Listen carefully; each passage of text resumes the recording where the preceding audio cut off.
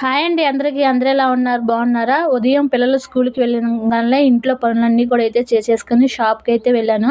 షాప్‌కి ఎందుకు వెళ్ళానంటే dress material మీషోలో అయితే తీసుకున్నానండి. ఒకటేమో 3 మీటర్లు, ఇంకోటొచ్చేసేమో 2.5 మీటర్, వాటికేమో లైనింగ్‌లు అవన్నీ కూడా అయితే తీసుకొచ్చుకున్న తర్వాత డ్రెస్సులు అన్నీ కూడా అయితే కట్ చేసేసుకున్నాను. 2 డ్రెస్సులు కట్ చేసుకునే లోపు మరలా పిల్లలొచ్చే టైం అవుతుందని చెప్పేసి ఇంట్లో పనులన్నీ కూడా అయితే చేసేసుకున్నాను. ఇంట్లో పనులు చేసుకున్న తర్వాత వాళ్ళు వచ్చేసరికి ఏమైనా స్నాక్స్ చేయాలి కదా! ఇంక స్నాక్స్ చేయకపోతే ఏం చేసావు అని అడుగుతూ ఉంటారు కదండీ పిల్లలు వచ్చిన కానించి. ఇంట్లో పిండి, దోస పిండి గానీ, ఇడ్లీ పిండి గానీ ఏమైతే లేవో అవన్నీ అయితే అయిపోయాయి. వెంటనే నాకు పల్లీలు అవైతే గుర్తుకొచ్చాయి. కోకో పౌడర్ కూడా అయితే ఉందండి.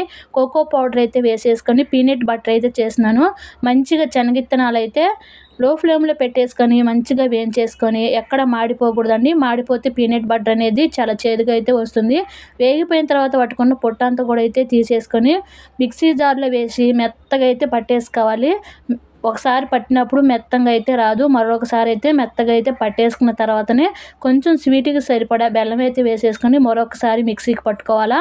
మిక్సీకి పట్టుకున్న తర్వాత మరలా బరకగా ఉంటే మరలా మిక్సీకి అయితే పట్టేసుకోవాలండి. ఇది మాత్రం పొడి మెత్తగా అయితే ఉండాలి. అప్పుడే పీనట్ బటర్ తింటుంటే బావుంటుంది. బెల్లం అదంతా వేసి మిక్సీకి పట్టిన తర్వాత మరొకసారి కోకో పౌడర్ వేసి 2 స్పూన్లు వేశాను కోకో పౌడరు.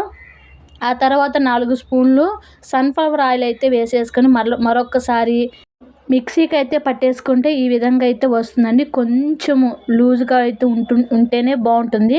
బ్రెడ్ మీద అలాగనే చపాతీ మీద రాసి పిల్లలకి ఇవ్వటానికి బావుంటుంది. చూడండి చూస్తుంటేనే కలర్ సూపర్‌గా అయితే ఉంది కదా!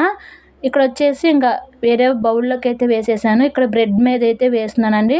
ముందుగా అయితే నేను కాల్చి అయితే ఇస్తున్నాను బ్రెడ్డు. ఇదొచ్చేసి నెయ్యి ఫ్రిడ్జ్‌లో పెట్టడం వల్ల కొంచెం గడ్డగట్టింది. అలాగా కొంచెం తీసేసుకొని పెనం మీద వేసి కొంచెం కరిగినాక బ్రెడ్ అటువైపు, ఇటువైపు 2 వైపులా కాల్చేసుకొని ఈ పీనట్ బటర్ తీసేసుకొని కొంచెం కొంచెం వేసి రాసి పిల్లలకిస్తే చాలా ఇష్టంగా అయితే తింటారు.